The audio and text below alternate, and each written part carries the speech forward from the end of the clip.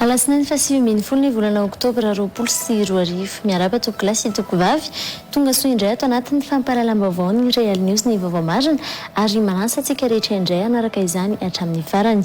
Ireo lohateny vaovao ary no ndeha anokafantsika izany.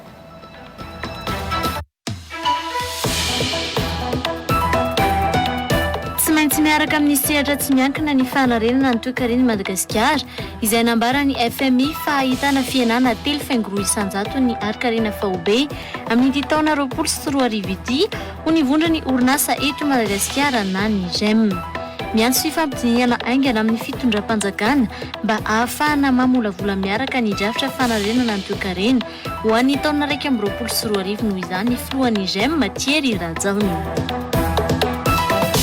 Mbola voarara ny manao famorim-bahoaka mihoatra ny 200 na dia efa tapitra nanomboka ny 17 oktobra teo azy ny famehana ara-pahasalamana raha nambarany filoham-pirenena Andry Rajoelina tamin'ny fandaharana farany nataony tao amin'ny 16 ny farana ny alahady 12 oktobra kosa ny fanageazana ireo enomanjely tsy miankina izay tsy maintsy nandefa ny fandaharan'ny televiziona malagasy tao anatin'ny fahamehana ara-pahasalamana nanomboka ny 20 martsa 2020.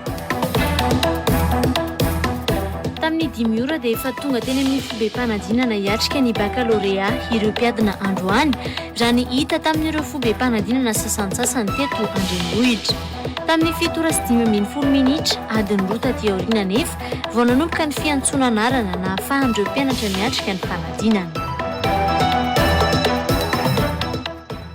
Iarahantsika amin'ny valisoa indray kosa ry izao ireo tsara ho fantatra mahakasika ny vinavina ny mety ho toetry ny andro ho an'ny rahampitso talata.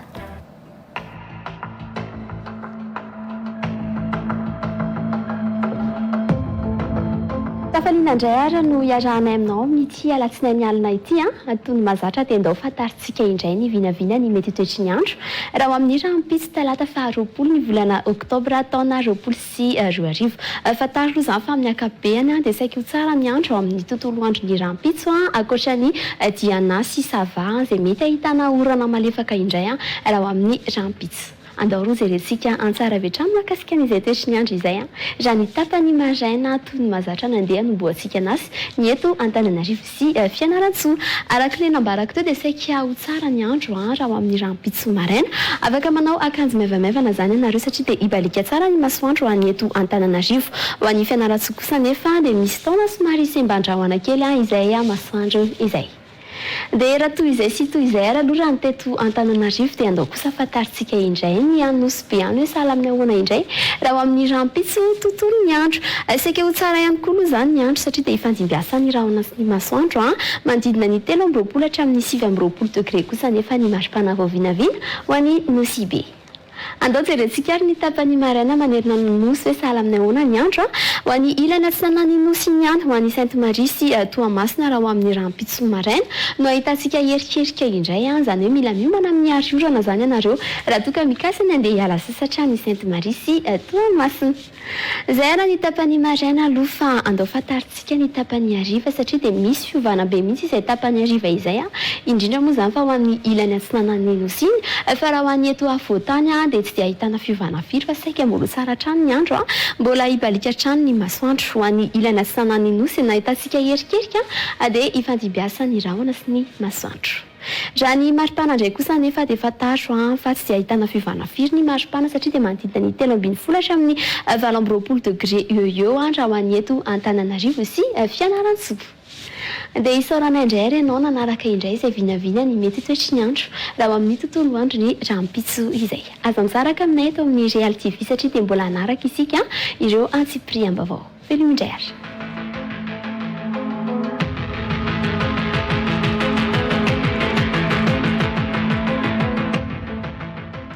Iverenantsika ho arahana indray ary aloha ireo lohateny vaovao. Tsy maintsy miaraka amin'ny sehatra tsy miankina ny fanarenana ny toe-karen'i Madagasikara izay nambarany FMI fa ahitana fienana telo faingo isan-jato ny ari-karena faobe amin'ny taona 2020 ity ho nivondra ny orinasa eto Madagasikara na ny GEM. miantso fifampidiniana aingana amin'ny fitondram-panjakana mba ahafahana mamolavola miaraka ny drafitra fanarenana ny toekarena ho an'ny taona 2024 noho izany ny filohan'ny GEM Thierry Rajavony. Mbola voararany manao famorim-bahoaka mihoatra ny 200 na dia efa tapitra nanomboka ny 17 oktobra teo azy ny fameana ara-pahasalamana raha nambarany filoham-pirenena Andry Rajoelina tamin'ny fandaharana farany nataony tao amin'ny 16 ny farana ny alahady 20 oktobra kosa ny fanageazana ireo enomanjely tsy miankina izay tsy maintsy nandefa ny fandaharany televiziona malagasy tao anatin'ny fameana ara-pahasalamana nanomboka ny 20 martsa 2024. Tamin'ny 5 ora dia efa tonga teny amin'ny fobem-panadinana hiatrika ny baccalauréat ireo mpiadina androany raha ny hita tamin'ireo fobem-panadinana sasantsasany teto Andrenivohitra. Tamin'ny 7:10 minitra adiny roa taty aoriana nefa vao nanomboka ny fiantsonana arana na ahafahan'ireo mpianatra miatrika ny fanadinana.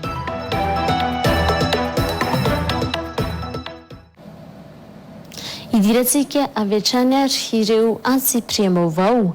Ahitana fianana 3 faingoroa isan-jato ny arikarena fahombian'ny Madagasikara amin'ny taona 2024 ity raha ny taremarika navoaka ny tahirim-bola iraisam-pirenena na ny FMI tamin'ny volana Oktobra raha toka fitombony arikarena 4.9 isan-jato no novinavinainy ny fitondrana tao anatin'ny teti-bolam-panjakana Nasipantsina ho nivondra ny orinasa eto Madagasikara na ny GEM.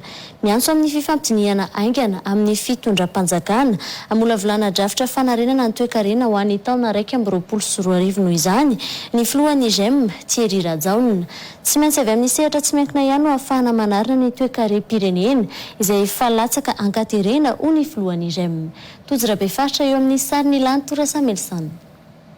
Tsy lahara-pameana ho an'ny fitondram-panjakana mihitsy ny fanohanana ny orinasa tsy miankina nandritra ny krizy ho ny voalohany vondron'ny orinasa eto Madagasikara na ny GEM. Sy ny tena indray mbava mikasika ny fanarenana ara-toekarena tokoa mantsy ny filoham-pirenena Andry Rajoelina tamin'ny tafafarany nataony tamin'ny vahoaka malagasy ho famaranana ny fahameana ara-pahasalamana omaly. Mbola 100 isan-jato raha nisehatra ny fizantany anefa no mbola tsy tafarina ary 50 isan-jato ihany koa hatreto ny orinasa afaka mpikambana ao amin'ny GEM no afaka manao ny asany amin'ny ampahany ho ny filohan'ny GEM Thierry Rajavony. Ny zava-misy amin'ny mampalahelo dia ny fiantraikana amin'ny lafiny ekonomika dia tsy tapopoka. Izany hoe raha atao fiteny fomba dia hoe nafoy ny ara ekonomika amin'ny lara-pahamehana ara-pahasalamana. Hitanay misatra tsy miankina fa tsy ampy mihitsy ny fanohanana ny orinasa nandritra ny krizy iny ka hatramin'izao. Tsy mahita izay tsy mahita soritra amintsika amin'ny teny izao hoe tena toy ny fanjakana lahara-pahamehana tokoa ity fanarena ara-ekonomika ity araka ny tenin'ny anglisy hoe business as usual. Sahala amin'ny no marche miova nefa ny ankehitriny tsy ohatran'ny omaly mihitsy fa tena latsaka katerena ary tena tsy indifo mafy mihitsy hoe latsaka katerena ny ekonomia.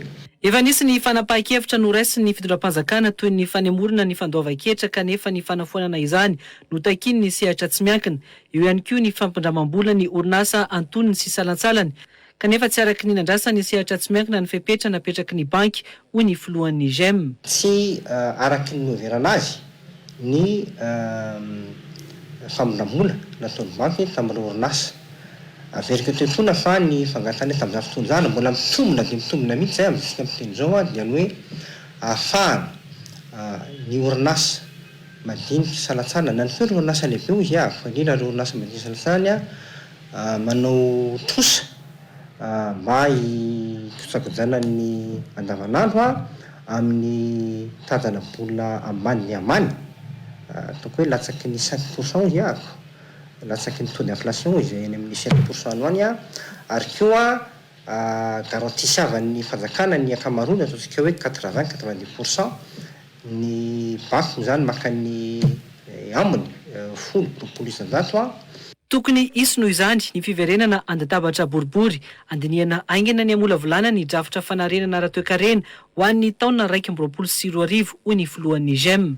Ilaina mihitsy angamba tsika miala amin'izao situation d'urgence zao ny aminavinana aingana dia aingana mihitsy ny izay plan de relance économique ho an'ny taona 2024 ary zay nangatanay hoe tokony roso amina dinikasa dialogue public privé satria ny privé moa zany no manao ny ara économique ka raha ohatra ka tsy ara-binika amin'ny secteur privé zany dia ho sarotra ny ahafahantsika mahitolana amin'izany. Nambarany filohan'ny GEM moa fa tsy nasiany fitondrana toena hatramin'izao ny mikasika ny drafitra Marshall na ny PMDU izay novolavolainy ny sehatra tsy miankina niaraka tamin'ny ministera isanjokajiny tamin'ny volana Jolay lasa teo ary nambarany ny fanjakana fa anarenana ny lafiny toe-karena eto Madagasikara. Ny famaritana ny hoavy hatrehana antoy ny fiainam-pirenena no nandrasana tamin'ny fanambarana nataon'ny filoham-pirenena omaly saingy tsy hita soratra tao anatin'ny lahateny izany ho ny mpanao politika Lanto Rakotomavo. Nandiso fanantenana noho izany ny fandaharana nentin'ny filoham-pirenena namaranana ny fahamehana ara-pahasalamana ho i Lanto Rakotomavo. Tondokatena nataon'ny filoham-pirenena kanefa betsaka ny azo ambara tamin'ny fitantanana n'ireny ady tamin'ny Covid-19 ireny ho hiatrany ny Lanto Rakotomavo. Tojorabe faritra hatrany eo amin'ny sary ny Lanto Samuelson. Fotoana tokony amelabelarany filoham-pirenena ny fomba hitantanana ny fiainam-pirenena ny fandaharana nataon'omaly ho i Lanto Rakotomavo mpitarika fikambanana politika Movima. Za zany teo amin'ny fanambaran'ny filoham-pirenena ho tena nanantena mihitsy ny kabariny ny ezindezina zavatra hitranga kanefa moa tsy izay ny zavatra nitranga fa tantarany lasa izy sy ny zava-bita izay raha miaina. Izy moa hitako hoe ohatran'ny deratena faly fa amin'ny fahitana angambany izay fa koa afaka milaza mihitsy hoe maro ny azo tenenina mikasika an'iny période ny aretina teto amintsika iny dia ny fisian'ny état d'urgence sanitaire zany na ny famehana ara-pahasalamana. Nanantena mihitsy satria hoe tapitra ilay izy fanambarana farany dia inona zany ilay hoavina ilay firenena dia tsy misy 5 andro iny 5 no niainantsika tao anatin'ilay izy 70 andro izy dia tapitra ny taona. Zany hoe farafaratsiny mba nilazalaza izay iainantsika malagasy ao anatin'izay 70 andro izay ny kaparomaly fa indrisy fa tsy nisy. Mamita tena ihany koa ny filoham-pirenena manao fampitahana ireo antotanisa amin'ireo firenena anovelany ho ihany Lanto Rakotomavo. Ilay mampitahantsika firenena-kafa dia avy eo tsika milaza fa isika ny tena tsara mamita teny zany. Tsy mety zany satria ny test vitan'ny Madagasikara tao anatin'ny 7 volana tompoko dia vitan'ny firenena anankiray ao anatin'ny 2 na 4 andro. Dikany tsy hitako izay tokony iresahana taremarika. Tsy mbola misokatra ny sistany Madagasikara izay nakatona nanomboka ny 20 Marsa 2024 nandeha tapitra nanomboka omaly aza ny fahamehana ara-pahasalamana eto amin'ny firenena ho ny filoha Andry Rajoelina tao amin'ny fandaharany televiziona malagasy omaly. Tsy mbola azo atao ihany koa ny famirim-bahoaka mihoatra ny 200. Ny farana ny aliny alahady 17 Oktobra kosa ny fanagiazana ny haino aman-jery tsy miankina rehetra manerana ny nosy izay tsy maintsy nandefa ny kabary ny filoham-pirenena sy ireo fandaharana momba ny Covid-19 tao amin'ny televiziona malagasy. Nantsipri amin'izay ary. Mitana ny laharana 710 amin'ireo firenena nahasitrana olona betsaka indrindra maneran-tany Madagasikara ho ny filoham-pirenena Andry Rajoelina nandritra ny fandaharana tao amin'ny televiziona malagasy omaly. Mahatratra eny amin'ny 90 isanjato mantsy ny tahapahasitrahana ny aretina Covid-19 eto Madagasikara ho ny filoham-pirenena satria raha ny isa 437 sy 1 alina ny totalin'ny olona voatily fa voan'ny coronavirus dia 3 sy 1 alina ireo sitrana hatramin'ny androany. 7 sisa ireo manaraka fitsaboana. Naharesin'ny coronavirus i Madagasikara ho ny filoham-pirenena ka antony nanajanonana ny fahamehana ara-pahasalamana eto amin'ny firenena. Tsy misy intsony ny amehana ara-pahasalamana.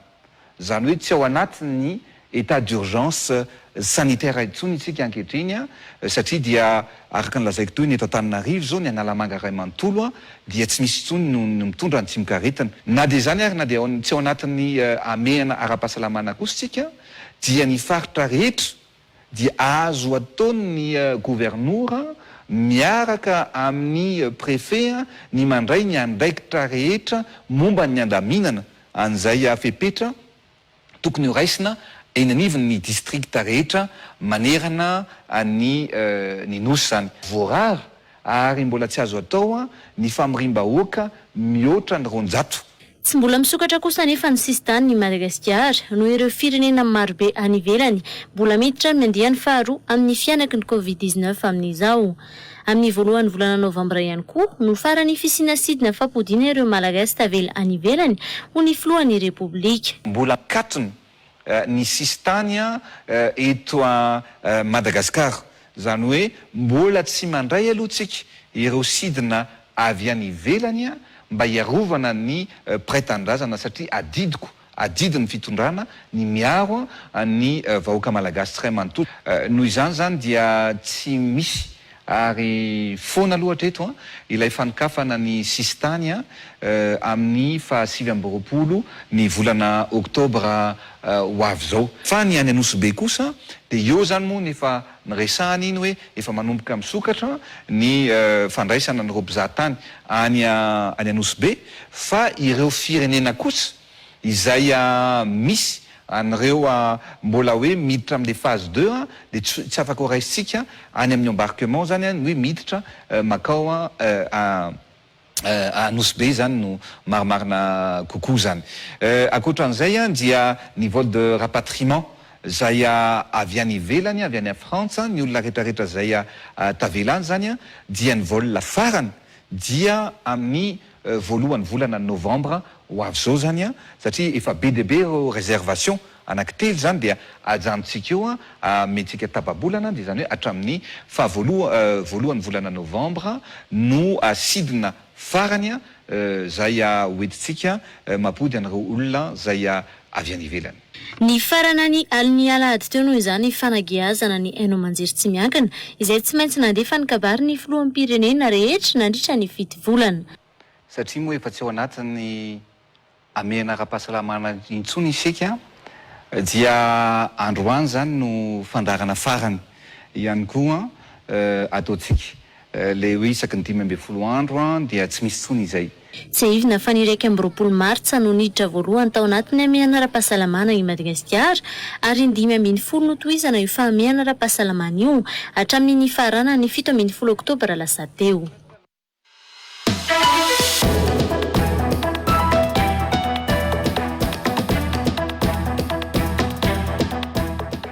L'invité du jour spécial. L'invité du jour spécial eto amin'ny Real TV Madagascar ny alatsinainy fahasivy amby folo ny volana Oktobra taona 2020 amin'ny sivora latsaka fahefany alina Ivaniana Andriamatoa mangalaza Eugène Prime Ministre ny ankolafy efatra no sady mpikambana eo anivo ny komite ny fampihavana amin'ny pirenena. L'invité du jour spécial miainga avy any Toamasina iresaresana mahakasika ny raharaha amin'ny pirenena amin'ny ankapobeny ny tontolo politika sy ny fampihavana amin'ny pirenena. Mangalaza Eugène mivoaka ao anatin'ny fahanginany ny alatsinainy fa 12 ny volana Oktobra taona 2020 amin'ny sivora latsaka fahefany alina eto amin'ny Real TV Madagascar sy ny Real 94 FM ary mivantana amin'ny page Facebook ny Real TV Madagascar. Anasananao ary anaraka izany.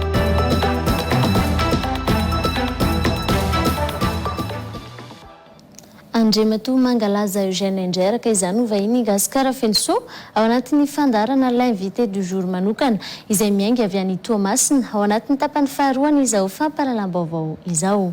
Fandeloha toizantsika izay fampahalalam-baovao izay fanararao tapahefana no azo andikana ny fihetsiky ny fitondram-panjakana tsy manome ny teti-bola tokony ampiasan'ny anteny mirandoolona sy hatrehana ny fiviriana ara-pitaona ho ny filoha-hevitry ny filan-kevitra ambony tetezamita na ny CST teo aloha Lanto Rakotomavo. Malona ny fampidiran'ny filoham-pirenena Andry Rajoelina ny fandravana ny anteny mirandoolona tao anatin'ny veliranony dia nilaza i Lanto Rakotomavo fa izao fitondran'izao ihany no nampandany lalam-pandrenana ny Repoblika fahefatra izay nametraka ny anteny mirandoolona. Tojarabe fatra eo amin'ny sariny Lanto Samuelson. Tsy maritra ny fitondrana jadona sy manao fanaparam-pahefana hoy Lanto Rakotomavo, Front National ny antoko TGV teo aloha sady filoha-hevitry ny kongresy ny tetezamita teo aloha manoloana ny fanapahana ny teti-bola ny anteny mirandoolona. Izany fanapahana volana androm-panjakana miodina miasa zany dia tsy tokony hitakory zany fa zay ny fitantanana eto amintsika mampalahelo. Andriamanitra iray no tout-puissant fa ny fanaparam-pahefana rehetra eto ambonin'ny tany dia tsy ela dia rava.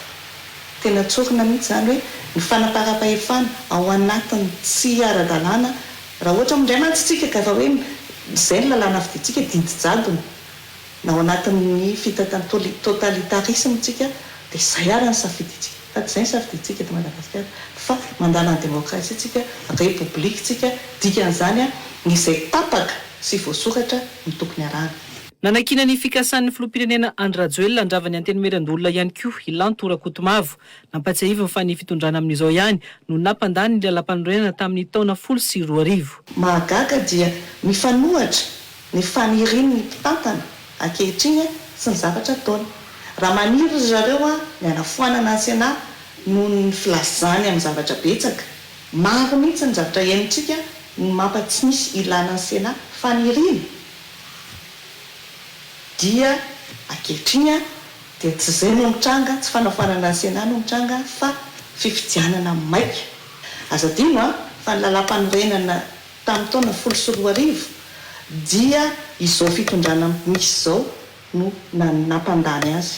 Izany hoe izay rehetra zavatra rehetra voasoratra anatin'ny lalam-panorenana zany dia tokony ho fantany amin'ny atsipiriany raha tsy hiteny ara hoe teny isaky ny teny dia tokony ho fantatry ireo mpitondra ireo ankehitriny ireo satria izy no namolavola ary izy no tokony hanatanteraka amin'ny antsakany sy ny andavana.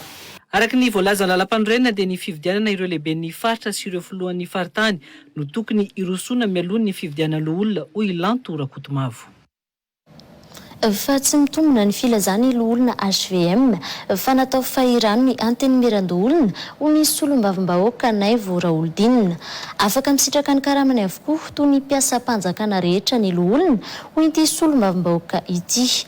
Mikesika ny fampidirana aponja ny ministra ny serasera teo aloha Holly Mercia kosa ny fitsarana no namoaka ny didy na ny mesazy azy fa tsy ny mapara na ny TGV ho ity solom-bavim-bahoaka ity nandritra ny fampiatsony mpanao gazety Androany.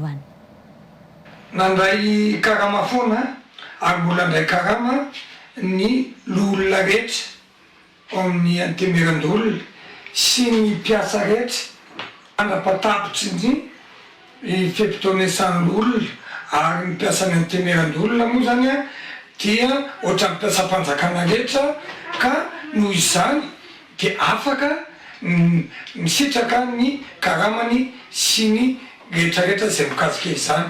Noho izany dia tsy mitombona velively filazan'ireo olona HVM hoe natao ferany ny antenimieran-dolona fa ny kaboaraka kosa satria ho tapitra afaka 3 volana ny fimpitonesany sy ny hoe ho lanilanina dao ny volany antenimieran-dolona dia isorana ny fitondram-panjakana, isorana ny ministry ny vola sy tompona andraikitra rehetra fa tsy izy tsony zany kaboaraka izany. Manana zo ny TGV ny mapara ny RTA irotsaka tahaka ny olona rehetra. Ny fitsarana ihany koa no mandray fanapahan-kevitra amin'ny fanasaziana ny ministra ny serasera teo aloha ary Laurent Rahajasson na i Holly Mercia fa tsy natokany fitondrana hoy Naivo Raholdinina. Kasika le hoe fikadrana na fanasaziny fitsarana ny ministra teo aloha Holly Mercia dia tsy manana olana mihitsy zay. Olombelona mety diso izy tahaka ny olombelona rehetra fa tsy izay no nanakatra azy, tsy ny TGV na mampara na ny RTA fa misy fitsarana eto tahaka ny tsarana ihany koa ny olona teo aloha général Lilson zay rahantsika malala fa gouverneur izy zao dia nokatrainy izy namoana didy izy tamin'ny fitondrana teo aloha HVM fa izay dia nanara-dalàna ny fitsarana ihany no nanava. Nampiantso mpanao gazety moa Androany ity solom-bavim-bahoaka ity ny resahan'ireo raharaha politika misy eto amin'ny firenena. Mbola eny amin'ny CCI Vato ihany no anatanterahana ny fivoriana ara-potoana ny anteny miram-pirenena izay sokatra manomboka rahampitso ho ny kestora faharoa Lanto Rakotomanga androany. Efa vonona avokoa ny teti-bola ny anteny miram-pirenena hiatrehana hoe fivoriana aharitra 80 andro io. Efa misokatra raha teo ny fitaterana Antanety sy Anabakabaka ahafahan'ny solombavam-bahoaka mamonjy ny fivoriana aty Antananarivo hoy Lanto Rakotomanga. Todrabe faritra eo amin'ny sariny Lanto Rasamelson. Tanterahana eny amin'ny trano fivoriana iraisam-pirenena eny amin'ny CCI Vato araka ny fanapahan-kevitra tamin'ny ora farany ny fivoriany anteny miram-pirenena ao anatin'izao 80 andro faharoa anatanterahana ny fivoriana ara-potoana izao. Efa vita hoy Lanto Rakotomanga ny fifampirarahana teo amin'ny Braomaritry ny anteny miram-pirenena sy ny ministera ny teti-bola mikasika ny fampiasana ny CCI. Ity fivoriana ara-potoana ity moa zany ny fivoriana faharoa amin'ity taona 2024 ity dia natao nanapa-kevitra zany fa ho atao eny amin'ny CCI ihany ny ohatriny teo aloha ihany ny rehetrarehetra ny séance plénière rehetrarehetra zany dia ho atao any amin'ny CCI.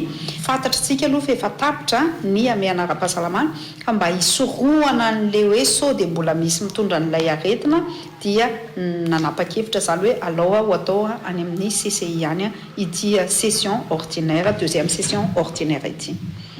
Ohatrin'ilay teo aloha ihany ny hofatrano ohatra am'mpanjakana dia misy ny fiaraha-miasa zany amin'ny ministère ny finance sy ny ministère izay miandraikitra ny trano io dia mifanamboarana io dia zay no nahatonga anazy io atao eny satria amiko ny fitsonjovana amin'ny fahasalamana no ambony indrindra dia efa misy ihany koa ny fanamboarana momba n'izay resaka teti-bola izay mino fa tsy dia tena hoe hisongadina na tena hoe avesatra loatra izay zavatra izay. Efa nambaran'ity kestora ny anteny miram-pirenena ity moa tamin'ny fanombohana fitaom-pivoriana ara-potoana voalohany tamin'ny volana May teo fa mitetina 503 tapitrisa ariary ny ofan'ny CCI ao anatin'ny iray andro. Itsekilany dia efa vonona ihany koa ny saran-dalana sy ny vola isasokaziny tokony omena ny solombavam-bahoaka isan'isany amin'izao fotoana ho ihany ity mpitam-bola ny anteny miram-pirenena ity. Izao zao efa misy daholo ny transport rehetrarehetra na ny fiaramanidina na ny fiara tsotra ny taxi brosy ka noho izany isaky ny misy fivoriana izahay dia misy frais alea mandroso sy miverina omena ny solombavam-bahoaka izay mifanaraka amin'ny alavitry ny toerana misy aminazy. Isan'ny odiniana ao anatin'izao fivoriana ara-potoana ny solombavam-bahoaka izao moa ny mikasika ny toy ny rarana alefa ny RCJ eo anivon'ny anteny miram-pirenena. Eo ihany koa ny mikasika ny fanadihadiana parlemantera momba ny rarana ny farafangana sy ireo fandiniana ny famatsim-bola momba ny fananganana ny tetezan'ny mangoky. Eo amin'ny vaovao ny fampianarana kosa indray vao maika nampitombo ny tahotra sy ny fitaintainana amin'ny fiatrehana ny fanadinana baccalauréat ho an'ireo mpiadina androany ny fahatongavana ny aloloatra teny amin'ny toeram-panadinana nefa tsy mbola nisokatra akory ny vavahady raha nambaran'ireo mpiadina nanala baccalauréat androany. Tamin'ny 5 ora maraina dia efa feno mpiadina teny amin'ireo foibe mpanadinana saingy tamin'ny 7 ora sy fahefany vao nanomboka ny fiantsoana anarana ho an'ny foibe mpanadinana nandalovana. Sarotra tamin'ny mpiadina ny niatrehana ny lazadina filozofia sy ny anglisy androany raha ny fanadadinana natao azy ireo. Malala Rakotony Raingy eo amin'ny sariny tokony Anarandrianjatovo.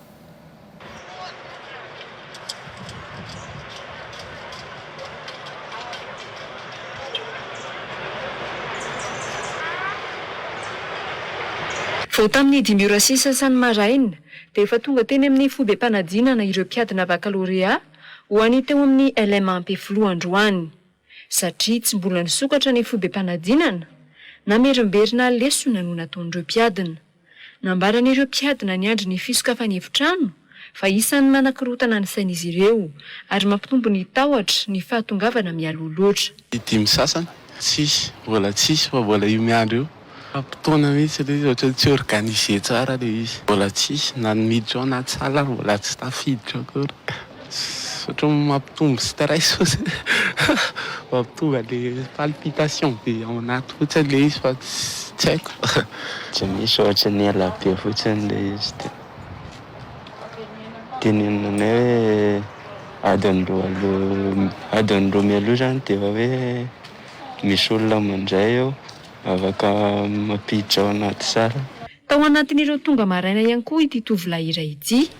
Mbola manaraka fitsaboana eny amin'ny hopitaly izy, saingy tsy maintsy niatrika ny fanadinana. Zaho moa zany vao aingana no didiana pandesita. Tamin'ny zoma alina nanao krizy, nietsika krizy, dia noentina tany amin'ny hopitaly. Tamin'ny 12 alina, maraina tamin'ny 4 teo no didiana. Dia zao mbola nalabaka zao. Nisy izy satria hoe raha ohatra hoe tsy didiana dia mety tsy havita baka. Dia raha didiana konko dia misy risque ny tsy havitana baka koa. Marary fa efa tsy dia maninona. Efa afaka zany le zany dia isaorana an'Andriamanitra. Tamin'ny 7 sasany maraina vao nanomboka ny fizarana ny laza adina ho an'ny adina ny maraina teo. Tamin'ny 12 sasany no ny farana naharitra adiny 4.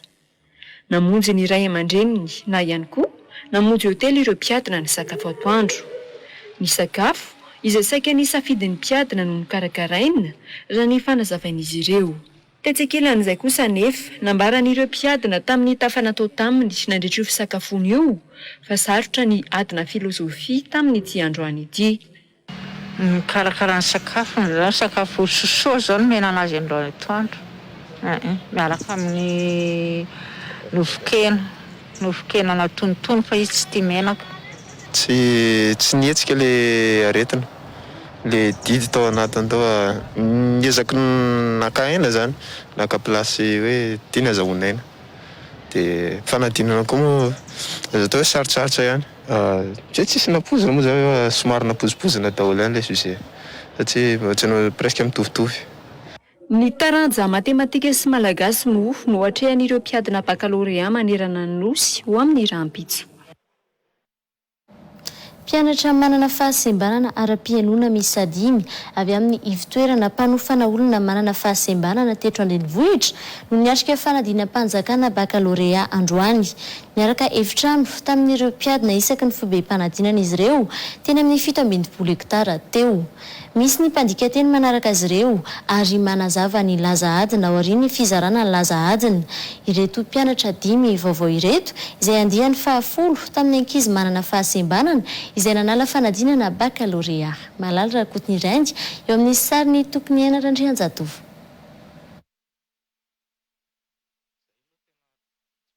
Fanazavana amin'ny alalana fihetsika tao tanana ho an'izay voalaza ny laza adina indray mandeha ihany no afaka ataon'ireo mpandika tenin'ireo manana fahasembanana izay manaraka azy ireo amin'ny fibem-panadinana mandritra ny adina baccalauréat androany. Aory ny fizarana ny laza adina no anaovana io fanazavana io hoy ity mpandika teny ity.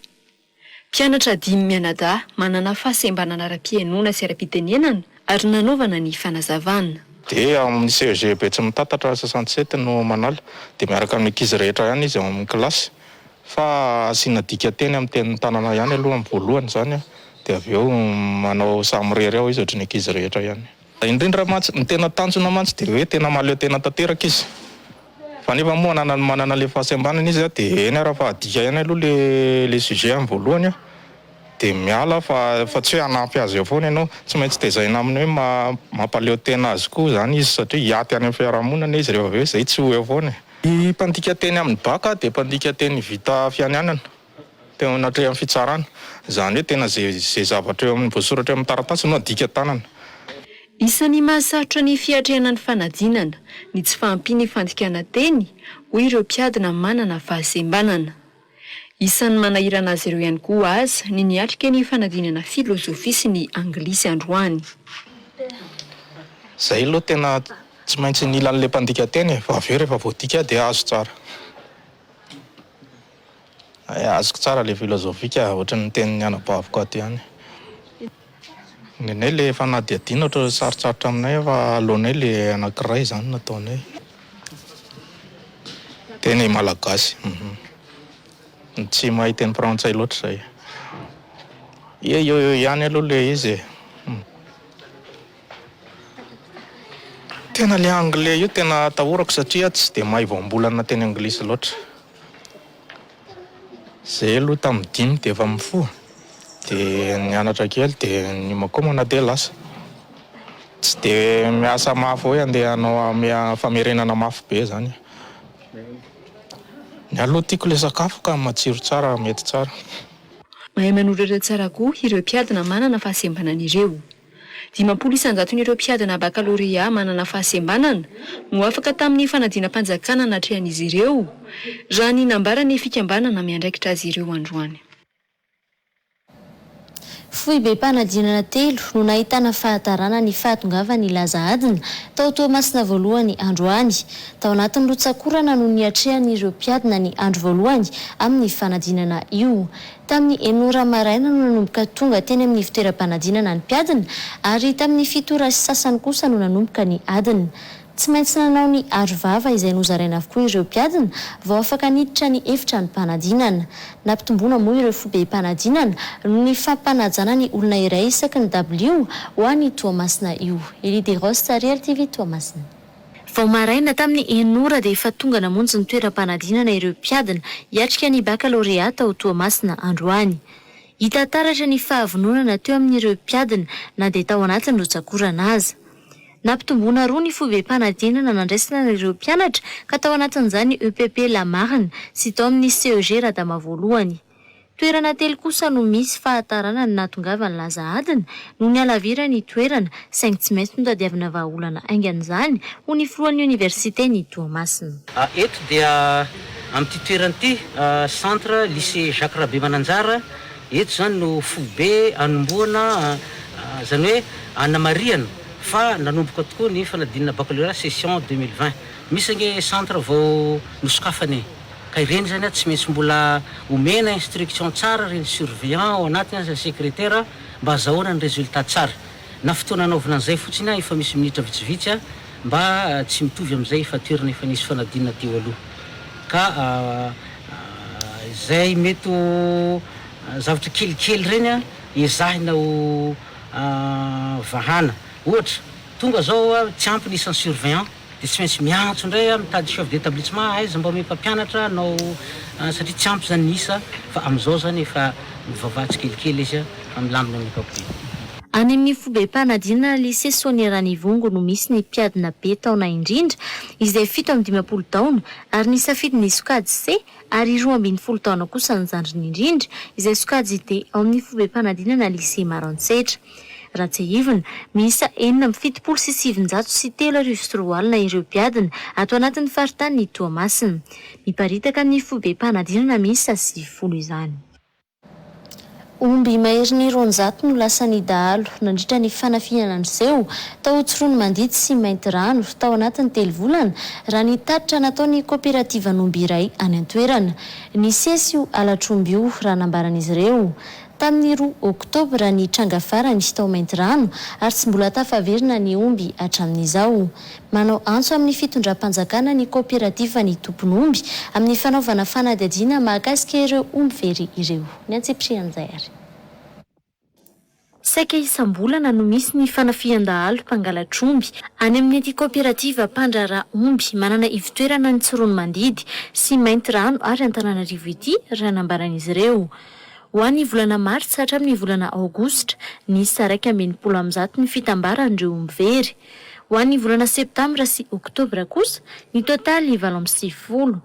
Tao anatin'ny fihiboana ny tena nampirongatra betsaka io tsy fandriam-pahalemana io ho ny avy amin'ity kooperativa ity. Tamin'ity volana Oktobra ity efa nisy ny trangany seho ny 2 Oktobra ary omby 770 ihany koa ny very saingy tsy nijanona hatreo izany fa mbola nitohy hatrany alatromby. Tamin'ny lahady teo zao zahay vao maly nisy ny fahaverezana omby izay nisy pison'omby mihitsy. Izay nisy ny pison'omby atao amin'ny anankiroa dia romby moa jusqu'à zao zany mbola tsy azo le omby. Omby io zany tany amin'ny pâturage na tany amin'ny toerana kijana izy ahafantarantsika azy no nangalaran'olona an'le omby. Dia eo amin'ny olona eo amin'ny 70 mahery eo zany nakan'le omby ireo amin'ny 9 ariva tany. Eo amin'ny any eo zany efa mandeha any amin'ny 200 millions d'ariary mahery zany ny sandany. Mbola tsy ampy atsasa manilan'ireo omby efa very ireo nefa nitafaverina amin'ny tompony hatramin'ny androany ho ity filohan'ny filan-kefi-pitantanany kooperativa n'omby iray ity. Nanao antso araka izany izy ireo amin'ny tokony anafainganana ny fanadihadiana ahafahana mitady ireo mivery. Teo amin'ny ataoko hoe 300 isan-jato ny omby very aloha zany zao no anisan'ny tafaverina taty aminay. Fa ny 70 isan-jato dia mbola tsy tafaverina taty aminay. Zay na tonga nay nanaitra satria ireo omby very taloha ireo dia tsy nisy piso fa omby narandia fotsiny tsotra. Fa tena anankiray ity indray misy dia manentany ihany koa zahay mba hatombo ny isan'ny omby asiana piso satria lasa omby 20 isaky ny 50 no asiana piso anankiray piso roa dia raha ilay tsy misy piso zany ny very dia ahoana zany ny fomba narandia anazy. Raha ny fanazavana azo moa dia saika fanafiana ny tapiadiana trany no nitranga nandritra ny alatromby niatra tamin'ity kooperativa ity. Tsy azo atao intsony ny mivarotra drakaka velona sy maty efa voakarakara mandritra ny 2 volana ikatoa ny fitrandrahana drakaka raha ny fanapahan-kevitry ny ministeran'ny Jono. Nomena fepo-taona hatramin'ny alakamisy ireo mpivarotra azan-dranomasina hivarotra ny tahiry mbola ao amin'izy ireo. Ny volana desambra indray vao misokatra ny fivarotana ny drakaka raha tokana katona nanomboka ny zoma teo ny fitaom-panjonoana eto Madagasikara. Malala rakotiny iray eo amin'ny sariny Daniel Afa. Saika efa tsy nahitana kiraby na drakaka avokoa ireo toeram-pivarotana trondro lehibe teto Antananarivo androany. Taorian'ny filazany ministeran'ny Jono fa tsy azony rehetra atao intsony ny mivarotra drakaka manomboka ny alakamisy ho avy izao no ny fanakatonana ny fotoanan'ny Jono an-dranomasina. Fotoana fanatodizana ny drakaka ny 2 volana ho avy ka io ny nandraisana ny fepetra. Tena atao mahatonga ministera manao an'ilay zany fitsinjovana an'ilay inona moa sy ilay vokatra satria manana misy fotoana zany ireo drakaka ireo manatody dia melehibe dia ao anatin'izay période zay no anaovana an'izay reproduction raha amin'ny teny frantsay zany dia rariny sitsiny izy raha ohatra ka ajanontsika ny fitrandrahana anazy ma amin'io fotoana io mba ahafahan'izy ireo mitomba ahafahan'ny taranaka rehetra ny arinany misitraka ny fanjonoana ny drakaka io indray. Aoriana amin'ny alakamisy hiara-ny fanasaziana avy hatrany ireo mbola ahatrarana drakaka na ho an'ireo fiara-pitatitra mitondra ireo azan-drano izay miakatra ny renivohitra na ireo mpivarotra ahitana izany. No nomena fotoana kely satria misy zany ny mpivarotra ohatra manana tahiry ao aminazy ao indrindra le mpivarotra manao an'le crabe congelé na crabe mivaingana moa izy tsika dia mena fotoana izy ahafahany mamaritra an'ireny vokatra ireny.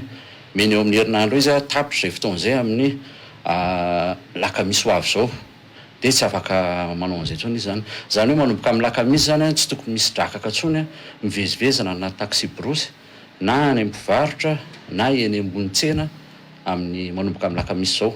Zay no raha vao mbola misy zany tratra ministera manomboka amin'ny 23 oktobra dia efa namany hoe mandika lalàna izy dia tsy maintsy ampiary ministera aminazy zany ny inona moa ny lalàna velona mikasika ny fitondrana ny vokatra io. Saika tsy nahitana drakaka avokoa ireo fivarotana azan-dranomasina teny an-tsena androany. Misy ireo mpivarotra drakaka mandendeny mbola manana izany saingy efa manomboka miafina ihany koa azy izy ireo. Ny zoma 14 oktobra teo moa no nikatona ny fitrandrahana ny drakaka amin'ny volana desambra indray vao misokatra io fitrandrahana drakaka io. Eo amin'ny zanam-pandaharana fake news Zervi News kosa indray niparitaka ny vaovao tamin'ny herinandro lasa teo fa misy zavatra mandehandeha amin'ny alina ka mamono ireo akoho eny amin'ny manodidina ny Betongolo eny.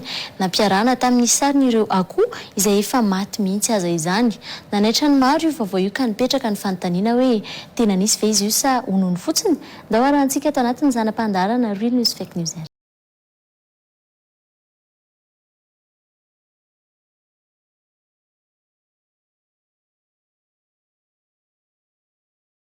Betongolo sy ny manodidina, tranga hafahafa, mampiorikototra, mampiaya ary mampatahotra no miseho tety Betongolo ny alina ny talata ifoala roapilatsa teo. Maty avokoa ny akoho ny mpiray votirindrina rehefa nandalo tety ilay zavatra hafahafa. Notetezany ny tranon'akoho ka nokarepohany dia avy eo notrohany ny rany ka navelany teo ny vatany izay tao anatin'ny fefy ny tokotany avokoa. Tahaka izay ihany koa nahazo ilay bitra efa hotely eo. Mariana moa fa ny alika ny vovo dia rehefa nandalo ilay zavatra dia nitsoaka na tsy tafihetsika ireo alika. Efa saika mo varavarana izy no taitra ny iray trano ka rahavantany vao nivoaka dia fatina koa tsy misy raha intsony no nisena. Tô biby izy ity ka efa misaina ary tô olona efa manana fomba biby ka raha ny hevitra ao dia inona ny zavatra io? Io lahatsoratra lava io no nentina ny tantarana tranga iray tao anatin'ny vondro ny Facebook tao. Naseho tamin'izany ireto sary nanehoana akoho izay efa maty mitsitra sy miongoboly ireto. Tranga hafahafa tokoa ity ny tantaraina ity ka dia niteraka resabe na vao 5 andro azy izay nivoahany. Tao ireo laza sy nanamafy fa efa ela nisy an'io tany amin'izy ireo. No tantaraina aza fa amin'ny 10 alina eo izy no mivoaka ary mandeha any ambony tafitrano. Nisy moa ireo laza hoe efa nahita io zavatra io toy ny biby. Teo koa nanany ihany laza fa teneno izany zavatra izany tsy ho aty aminay. Efa 2 arivo mahery no nanao izay masigaka tamin'izany ary efa narivony ihany koa ireo nanao commentaire. Rehefa natao ary ny fanadadiana momba ity tranga ity dia hita fa misy ny tranga maromaro tahaka azy ity ny an-toerana. Nisy tamin'ireo olona no nitantara fa mahareny feon'io zavatra io amin'ny alina saingy rehefa tena nanontaniana tsy mbola nahita azy. Ankoatran'ny be tongolo, nisy tamin'ireo olona ny fampiresaka tamin'ny mpanao gazety ny Reha TV ihany koa no lasa fa efa mahare tranga sy ny hena toa azy io teny amin'ny trano fonenany. Ruin'io saraka izany ity vaovao ity saingy tsy mbola nisy nahita maso izay tena nahavita io tranga io kosa nefa.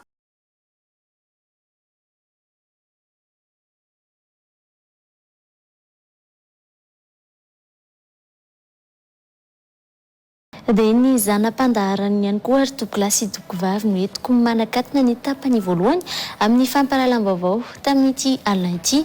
Ety Ampamarana dia isaorana ny FNFSN Enilafy nampiakanjon-tenako tao anatin'izao fampahalalam-baovao izao. Isaorana ihany koa ny Elion Beauté eny Andoharany Fotsy nanao ny taovolo sy ny tarehy. Ankasitrahako ianao nanaraka izany hatramin'ny farany ary mametraka ny mandrapitafy amin'ny rahampitso indray. Velona tompoko.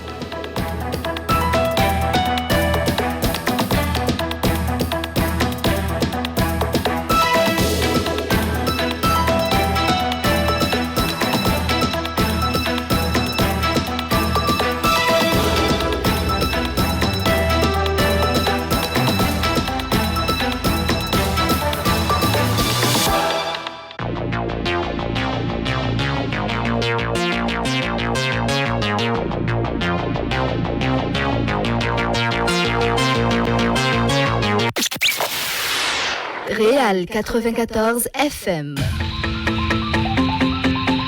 Service publicité 034 53 982 45.